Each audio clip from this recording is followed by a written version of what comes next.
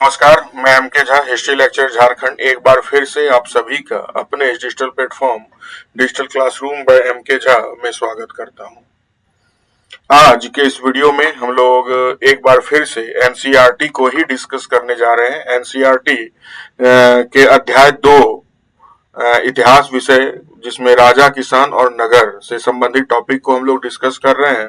और आज के इस वीडियो में हम लोग इसके तीसरे महत्वपूर्ण खंड के बारे में जानेंगे। अपने आप में बहुत ही महत्वपूर्ण टॉपिक है, तो इसे पूरा देखिएगा। अगर वीडियो अच्छा लगे तो चैनल को जरूर सब्सक्राइब करिएगा, अपने दोस्तों के साथ साझा करिएगा और इसे लाइक करना नहीं भूलिएगा। आज के इस खंड में हम लोग अध्याय 2 के 2.1 जो 16 महाजनपद से संबंधित है, इस खंड को जानेंगे, समझने का प्रयास करेंगे। इसमें कौन कौन सी महत्वपूर्ण बातें हैं, खास करके जो 16 महाजनपदों का विकास हुआ, तो इसमें इन 16 महाजनपदों की क्या क्या महत्वपूर्ण खासियतें रही। खासकर ये जो 16 महाजनपद कालीन हमारा समाज था, तो इस समय की अर्थव्यवस्था किस प्रकार की थी, इसकी समाज की संरचना किस प्रकार की थी और राज्यों का विकास किस प्रकार से हो रहा था, हम ये यहाँ पर बतलाने और समझाने का प्रयास करेंगे। और ये जो पूरी जानकारी है, ये एनसीईआरटी की पुस्तक का एक प्रकार से कह सकते हो मुख्य रूप से उसका सार होने वाला है। तो सबसे पहला और इम्पोर्टेंट फैक्ट जो हमें नजर आ रहा है वो है 6ठी शताब्दी ईसा पूर्व को प्रारंभिक भारतीय इतिहास में एक परिवर्तनकारी काल माना जाता है, जो प्रारंभिक राज्यों, शहरों और लोहे के बढ़ते उपयोग और सिक्कों के विकास से जुड़ा हुआ है। बिल्कुल सही बात है। जो 6ठी शताब्दी ईसा पूर्व का समय है, इस समय भारतीय इतिहास में बहुत अधिक परिवर्तन देखने को मिलता है। एक और जहां प्रारंभिक राज्यों का उदय हो रहा है, शहरों का विकास हो रहा है, लोहे का प्रयोग लगातार बढ़ रहा है, जिससे कृषि का बहुत तेजी से विकास हुआ। और इनसे क्या हुआ, जैसा कि पिछले वीडियो में भी मैंने बताया था, बड़ी तेजी से शहरों का विकास भारत में देखने को मिलता है। क्या कह रहा है अगला पॉइंट, ध्यान से देखिए कि इसी काल में बौद्ध और जैन धर्म सहित विभिन्न दार्शनिक विचारधाराओं का विकास हुआ। ये जो काल है, ये 16 महाजनपद वाला काल, यानी 6ठी शताब्दी ईसा पूर्व का काल, इसमें बौद्ध और जैन और इसके इस तरह के कई और महत्वपूर्ण संप्रदायों का उदय होता दिखाई देता है हम लोगों को, जैसे कि आजीवक संप्रदाय का भी इसमें हम नाम जोड़ना चाहेंगे। तो इस तरह के कई अलग अलग संप्रदायों का उदय इस काल में हम लोगों को देखने को मिलता है। और सबसे बड़ी बात कि ये शहरी व्यवस्था चूंकि भारत में स्थापित हुई और बड़ी संख्या में शहर बने, और इसने भी जो व्यापारिक गतिविधियों को बढ़ावा दिया, तो उसने कहीं ना कहीं इन जो भी नए संप्रदाय उद्भव होकर के आए, चाहे वो बौद्ध धर्म हो, जैन धर्म हो या आजीवक संप्रदाय हो, इनको सींचने का कार्य किया है।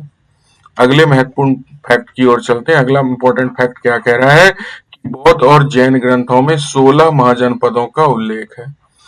विशेष करके अगर हम बौद्ध ग्रंथ की बात करें तो एक बौद्ध ग्रंथ है अंगुत्तर निकाय। याद रखिएगा, एकदम बहुत इंपॉर्टेंट है अंगुत्तर निकाय। और इसमें सभी महत्वपूर्ण 16 महाजनपदों का उल्लेख हम लोगों को मिल जाता है। इसके अलावा एक और महत्वपूर्ण ग्रंथ है, जैन ग्रंथ है, जिसको हम लोग भगवती सूत्र के नाम से जानते हैं। एक और महत्वपूर्ण ये ग्रंथ है भगवती सूत्र, और इसमें भी हम लोगों को 16 महाजनपदों का उल्लेख देखने को मिलता है। तो अलग अलग ग्रंथों में ये जो बौद्ध और जैन साहित्य है, इसमें सभी 16 महाजनपदों का उल्लेख हम लोगों को देखने को मिलता है, जिनमें कह रहा है वज्जी, मगध, कोशल, कुरु, पांचाल, गांधार और अवंती जैसे नाम मिलते हैं देखने को। आगे इस वीडियो में तो हम नहीं डिस्कस करेंगे, इसके बाद वाले वीडियो में हम 16 कौन कौन महत्वपूर्ण महाजनपद थे और वो किन क्षेत्रों में अवस्थित था, इसके बारे में भी आपको विस्तार से बतलाएंगे। आज हम लोग एनसीईआरटी में जो भी महत्वपूर्ण फैक्ट है, केवल उन पर फोकस करने का प्रयास कर रहे हैं। अधिकांश महाजनपदों पर राजा का शासन होता था तथा लेकिन कुछ राज्यों में गण और संघ के नाम से जाने जाने वाले लोगों के समूह द्वारा शासन किया जाता था, है ना। जितने भी महाजनपद हैं, ज्यादातर महाजनपद राजतंत्र पर आधारित था, यानी कि वहां पे एक राजा के माध्यम से शासन किया जाता था। लेकिन यहाँ समझने वाली बात है कि कुछ महाजनपद ऐसे थे जो संघ एक प्रकार से था, और यहाँ पे गणों के माध्यम से, यानी एक प्रकार से ये गणराज्य थे। इनमें हम दो का महत्वपूर्ण नाम लेना चाहेंगे। एक महाजनपद था वज्जी संघ,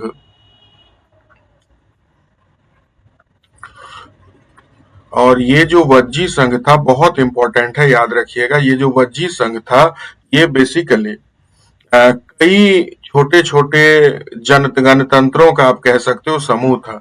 यह मदर ऑफ ऑल डेमोक्रेसी के नाम से भी जाना जाता है वज्जी संघ।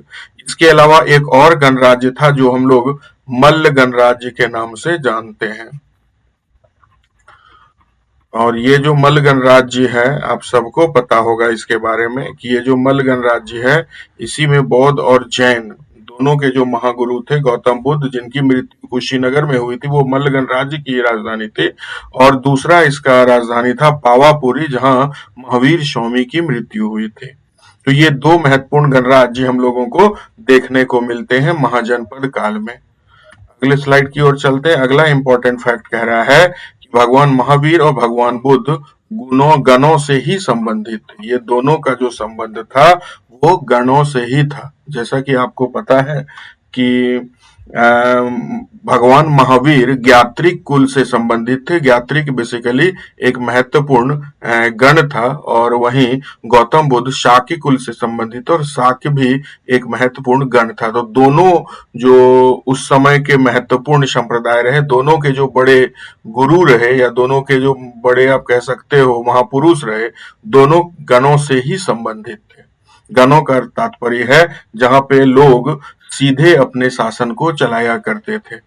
अगला इंपॉर्टेंट फैक्ट है कि वज्जी संघ की भूमि पर कई गणों का सामूहिक नियंत्रण था। कहा जाता है इसमें 8 गण थे, 8 गण थे, है ना।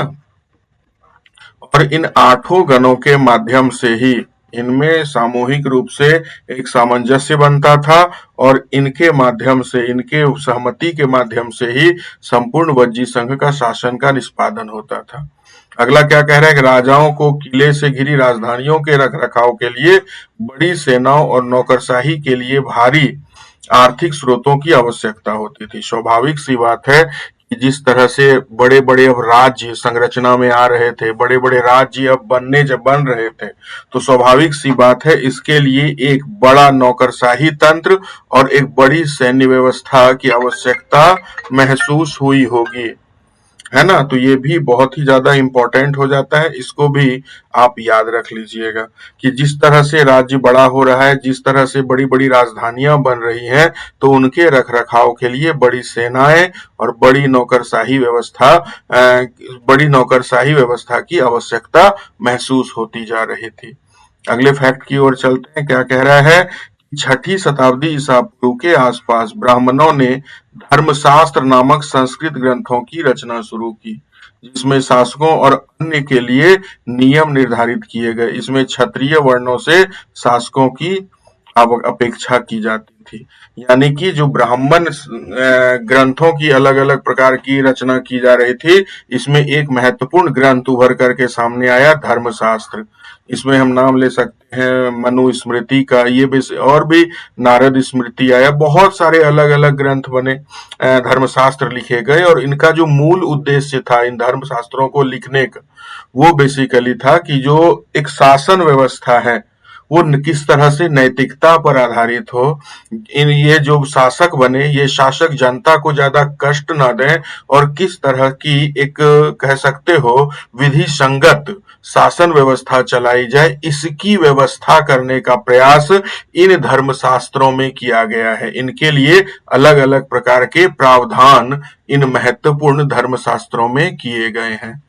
अगले फैक्ट की ओर चलते हैं। अगला फैक्ट है, शासकों का काम किसानों, व्यापारियों और चरवाहों से कर और भेंट वसूलना था। स्वाभाविक सी बात है, क्योंकि अब प्रशासनिक व्यवस्था लगातार मजबूत होते जा रही थी, तो उनको प्रशासन को चलाने के लिए, बड़े बड़े राजधानियों के रख रखाव के लिए, शहरों की देखभाल करने के लिए एक बड़ी नौकरशाही व्यवस्था की आवश्यकता थी, साथ में एक बड़ी सेना की आवश्यकता थी। तो इसके लिए समुचित धन की व्यवस्था करना जरूरी हो गया। और ये धन कहां से प्राप्त हो रहा था? तो जो किसान है ना खेती कर रहे थे उनसे टैक्स लिया जाने लगा, उसको लेने की परंपरा बनी।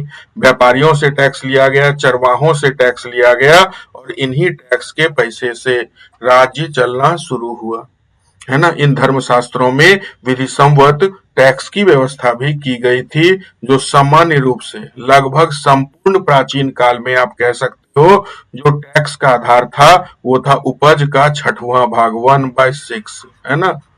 तो उपज का छठा भाग लगभग टैक्स के रूप में इस काल में वसूला जाना शुरू हुआ था।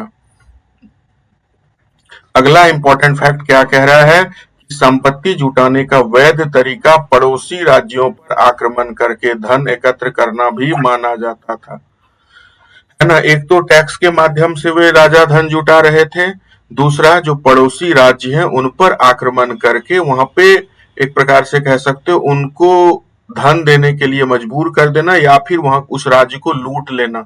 ये भी राज्यों के धन एकत्र करने का एक वैध तरीका था उस समय। अगले इंपॉर्टेंट फैक्ट की ओर चलते हैं। कुछ राज्यों ने अस्थायी सेनाएं और नौकरशाही तंत्र तैयार कर लिए, जबकि बाकी राज्य अब सहायक सेना पर निर्भर थे, जिसमें अक्सर कृषक वर्ग के लोग होते थे।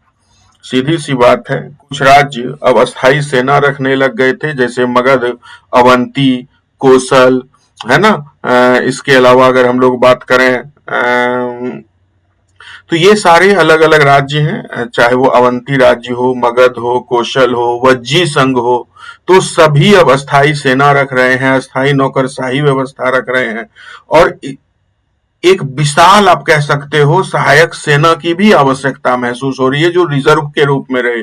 और ये कौन होते थे? तो ये बाकी समय कृषक होते थे, और जरूरत पड़ने पर सेना का भी कार्य करने लग गए थे, है ना। तो इस तरह से आप कह सकते हो 16 महाजनपदों की एक शासन व्यवस्था, एक शासन प्रणाली धीरे धीरे विकसित होने लग गई, है ना। इसके बाद एक शब्द उभर करके आता है, आपके किताब का ही एक इमेज है जनपद से संबंधित। जनपद क्या था? याद रखिएगा, जनपद का अर्थ एक ऐसा भूखंड है जहां कई जन, है ना, जो छोटे छोटे कबीलाई, मैंने आपको बताया था कि ये जो जन थे वो वैदिक काल में छोटे छोटे जन समूह थे, कबीला थे। ये लोग क्या कह रहे हैं, लोग, कुल या जनजाति अपना पांव जहां भी रखता था, यानी जिस क्षेत्र में ये पहुंचा अथवा बस जाता था, है ना। इस शब्द का प्रयोग प्राकृत और संस्कृत दोनों में मिलता है। तो प्राकृत भाषा में भी जनपद का उल्लेख है, पाली भाषा में भी है।